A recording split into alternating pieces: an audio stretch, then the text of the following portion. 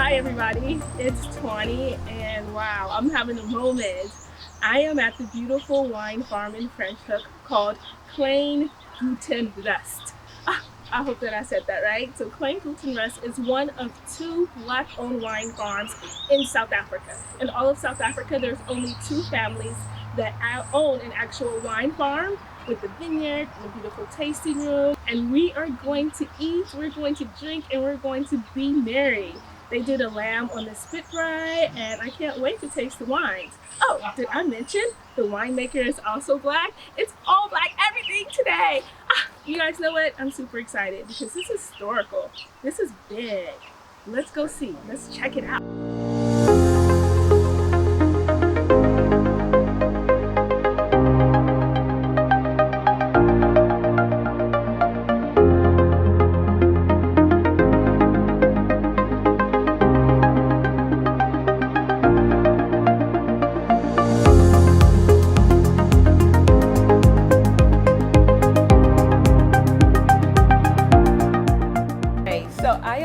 With the winemaker, Rod. I don't know your last name. We just got to know each other, but I'm here in the tasting room. Rod is the winemaker. Rod, can you tell us your last name, your surname, and where you're from originally? My surname is Zimba, and I'm original from South Africa. My father is a Malawian. How long have you been at Klein Goederust?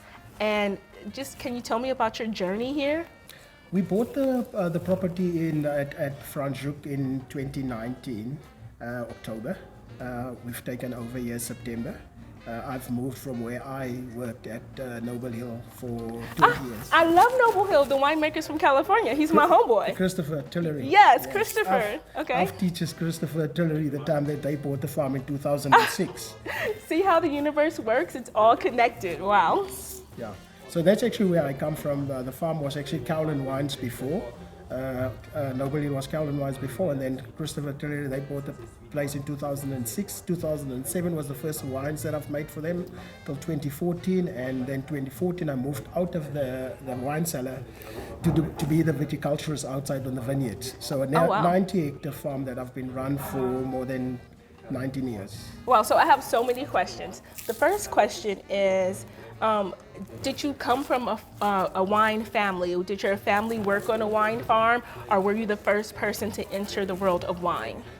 Both my parents and Paul's parents, we grew up on a wine farm. Oh, nice. That's where we grew up. Mm-hmm. We worked. I love their Chardonnay, by the way. Yes. Mm-hmm. And we worked in the wine cellar at Backsburg myself. Paul was mainly in the dispatch area, but I myself worked from crushing grapes till de-stemming, till making Chardonnay, till making MCC with Paul's mom, because I worked with Paul's mom, Noma Roma, in the wine cellar at Backsburg. Wow, so this is like truly a family event. It's truly like in your blood. I love it. I'm super excited to be here. The second question is, there's always this debate when you talk about winemakers and viticulturalists. And since you are both, it's amazing because the viticulturalists will say, well, you can't make good wine without good grapes. So the wine is good because of him. And then the winemaker is saying, well, I take what you do and I make magic. But you do both. You do both the magic. Both of them. That is pretty awesome.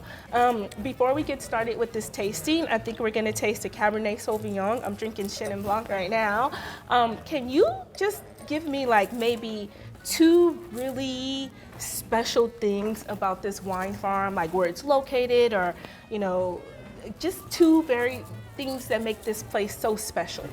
I think for us, the location of Klein Goederust 1905 is sits actually at a very perfect spot in this valley. This is the R45 that you see on the outside here. Then you've got also La Motte, you've got Leopard's Leap, you've got Rickety Bridge, you've got all your big names that's actually sitting on this one. And then we, like in the small babies, that's actually putting our feet down now in the Franschhoek Valley.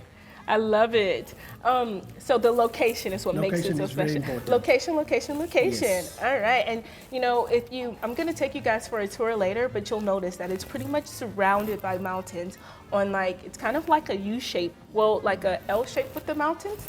not an L shape, but like on both sides, okay? So there's mountains on both sides, which I think is pretty important for the wind, right? Because South Africa can be very windy sometimes. Here we get the southeasterly that actually blowing from that side. That's why also you see with the vineyards that we've planted here, they all in that, most of them are actually in that direction because the wind needs to come from the top side, blow through the vineyards.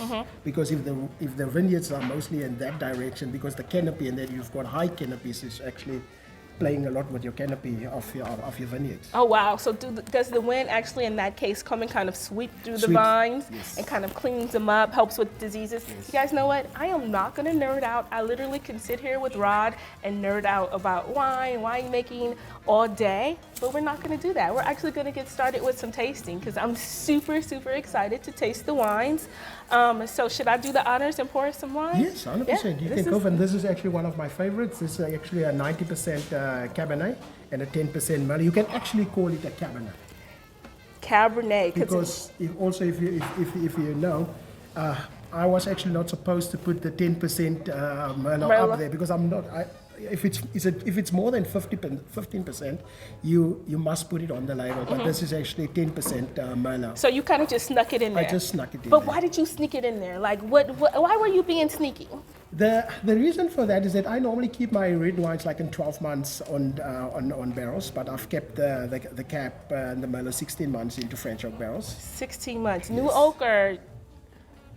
5% new oak, okay. And second full barrels and third full barrels. Nice, so that 5% just to give it a touch of vanilla, just to give it some body. Some weight, okay. Traditional Cabernet Sauvignon, Yes. like I love it. It's like dusty grape skins. The very two components of the Cab and the Merlot that's actually coming, it's actually two very good Bordeaux cultivars that's been blended here, but a 90% Cab and a 10% Merlot. It's actually giving the Merlot is actually that female touch to the Cab that's actually just bring the tannins slightly a little bit. Well, it just makes them rounder and more elegant, like the tannins in here. This is a beautiful wine. Wow. This is delicious. I'm really impressed by this wine. Like, I think the tannins are elegant and beautiful, and the fruit is like perfect. It's just not, it's not overly ripe, it's just ripe. Yes. And then it has this bit of acidity. And where's that acidity coming from? Is it like, is it cooler? Like, do you pick them early? Like, I do get a little bit of acidity in this. The other which thing is that nice. with the winemaking styles here that we do like in punch downs, and that's actually where you see all the nice colors actually coming from.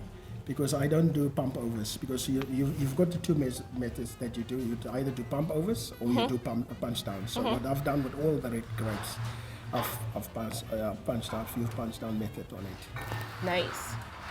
Now, is it a manual punch down, or do you guys have? I love it strong. Now, if you've ever done a punch down before, it's like you have to put your whole body into it. Yes, like during harvest, yeah, you lose like 15 pounds. Yeah, I love it. Thank you so much, Rod. This is a lovely wine. I'm super excited. I'm gonna be a regular here. We're gonna be besties. I'm serious. He's like laughing, but he doesn't know that I stalk winemakers. Yeah, I'm glad you enjoyed it. Yeah, congratulations. No, I'm really proud, and I'm super excited to be here. This is one of the most wine-amazing things that's happened to South Africa, period. Full stop, as you guys say, full stop. Yeah, the other thing is that it's the first 100% black-owned farm in Franschhoek. Yeah, first only 100% black-owned wine farm in Franschhoek. Only 2 black-owned wine farms in all of South Africa exist, where you have a beautiful wine farm, tasting room, dining area. There's only 2 like this. And the other, we have to give a shout out to Seven Sisters, you know, the counterparts. They're doing their thing in Stellenbosch. So yeah, this is really magical. So like, people in the US, come let me show you. Super emotional day for me. First of all, I want to give all thanks and all blessings to my ancestors who made it possible for me and our crew to be here today and to create some magical moments to share to the world. Shout out to my mom who sponsored this episode and who sent me money and said, baby girl, go do your thing.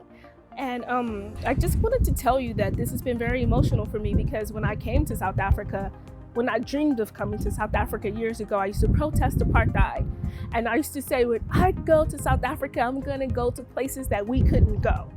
And now I'm at a place that not only could we not step foot here in 1942, 1950, 1980, 1990. We couldn't step foot on this property as a patron, but now we own it. And when I say we, I don't have any shares in it, but I mean me as a community, as in Black people. And it's epic, and it's monumental, and it's important. We own this shit, y'all. It's for us, it's by us, and it's a wonderful, beautiful place. Thank you so much for having me.